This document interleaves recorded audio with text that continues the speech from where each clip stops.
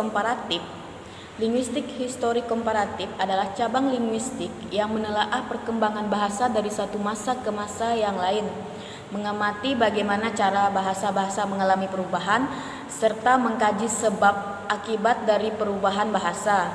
Linguistik historis komparatif berkaitan dengan dimensi diakronis dari bahasa.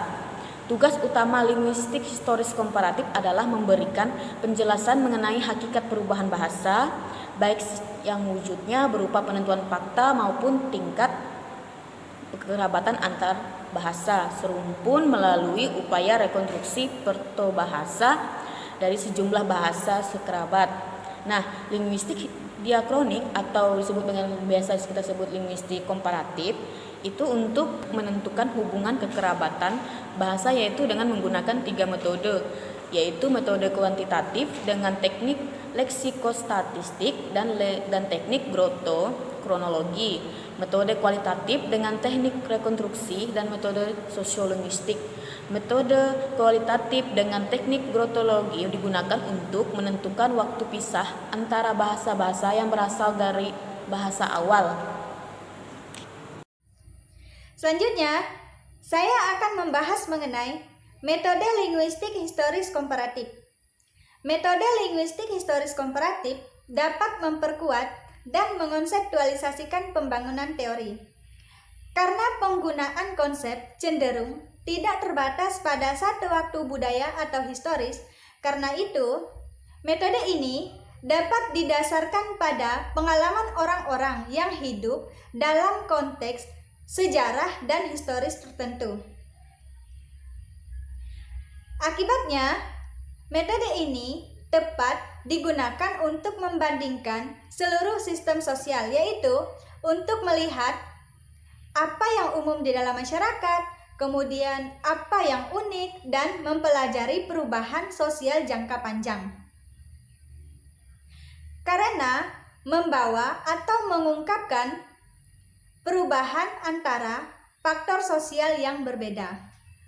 Nah, kemudian selanjutnya, di dalam linguistik historis komparatif, untuk membandingkan hubungan kekerabatan bahasa, diperlukan adanya 3 metode.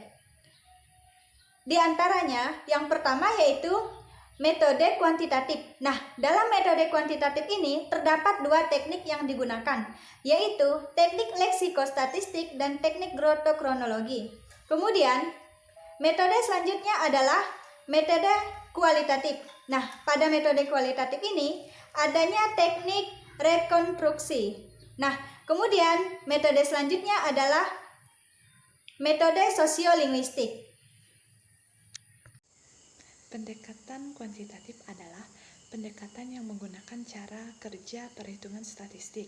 Pendekatan ini dikenalkan oleh linguis Amerika yang bernama Morris Swedes pada akhir tahun 1940-an. Pendekatan ini dibedakan dalam 2 teknik. Yang pertama, teknik leksikostatistik. Teknik leksikostatistik adalah teknik pengelompokan bahasa yang cenderung mengutamakan peneropongan pada kata-kata atau leksikon secara statistik. Kemudian berusaha menetapkan pengelompokan itu berdasarkan persentase kesamaan dan perbedaan satu bahasa dengan bahasa yang lain. Metode ini bertujuan untuk menentukan tingkat kekerabatan 2 bahasa atau lebih, apakah bahasa tersebut memiliki kekerabatan atau apakah bahasa tersebut sekelompok dialek dari suatu bahasa. Adapun rumusnya yaitu jumlah kata yang mirip ditambah jumlah kata yang sama dikali 100 jumlah kata yang diteliti. Yang kedua, teknik glotokronologis adalah teknik pengelompokan bahasa yang mengutamakan perhitungan bahasa berdasarkan dari usia atau lamanya suatu bahasa yang sekerabat dengan menggunakan rumus logaritma. Tujuan metode adalah untuk menentukan usia bahasa yang terkait dengan diferensiasi antara 2 bahasa atau lebih. Adapun rumusnya yaitu T sama dengan log dikali C dibagi 2 log kali R. Baiklah, di sini saya akan menjelaskan metode kualitatif dalam LHK menggunakan teknik rekonstruksi. Metode kualitatif dengan teknik rekonstruksi bertujuan untuk mengelompokkan atau mengklasifikasikan yang sekerabat. Rekonstruksi bahasa yang dilakukan secara internal untuk mencari perbahasaan dari bahasa-bahasa dialek. Rekonstruksi dilakukan secara internal, dilakukan setelah mendapatkan hasil dari penelitian kuantitatif leksikostatistik.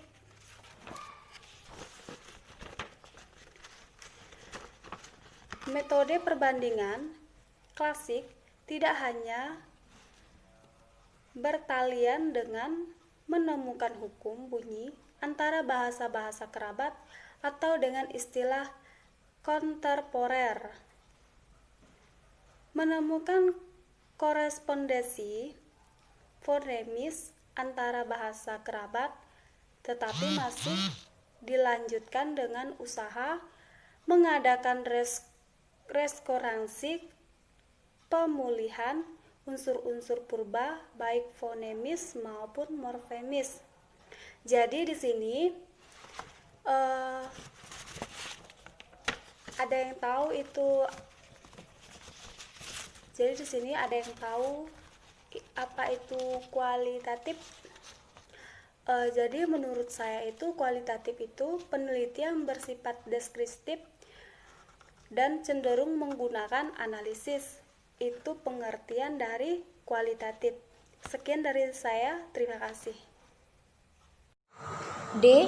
Metode historis komparatif dalam penelitian psikologi. Metode historis komparatif dapat memperkuat dan mengkonseptualisasi pembangunan teori karena penggunaan konsep cenderung tidak terbatas pada suatu waktu historis atau budaya. Karena itu, metode ini dapat didasarkan pada pengalaman orang-orang yang hidup dalam konteks budaya dan sejarah tertentu. Sebagai akibatnya, tepat untuk membandingkan seluruh sistem sosial untuk melihat apa yang umum di masyarakat, apa yang unik dan mempunyai perubahan sosial jangka panjang karena membawa keluar atau mengungkapkan hubungan antara faktor sosial yang berbeda. Menurut Cervenka, melakukan penelusuran kesejarahan psikologi pendidikan di Cina dan di Amerika. Membahas tentang psikologi pendekatan historis komparatif yang memiliki kekurangan dan kelebihan. Dalam psikologi pendekatan historis komparatif masih belum mendapatkan tempat dalam penelitian psikologi di Indonesia. Bagian berikut ini akan mengulas beberapa kelemahan dan kelebihan yang dimiliki oleh metode penelitian ini. Untuk melihat kemungkinan-kemungkinan pendekatan historis komparatif dalam mengembangkan keilmuan psikologi di Indonesia. Kelemahan penelitian historis komparatif sebagai pendekatan yang lebih bersifat kualitatif tampaknya masih dipertanyakan.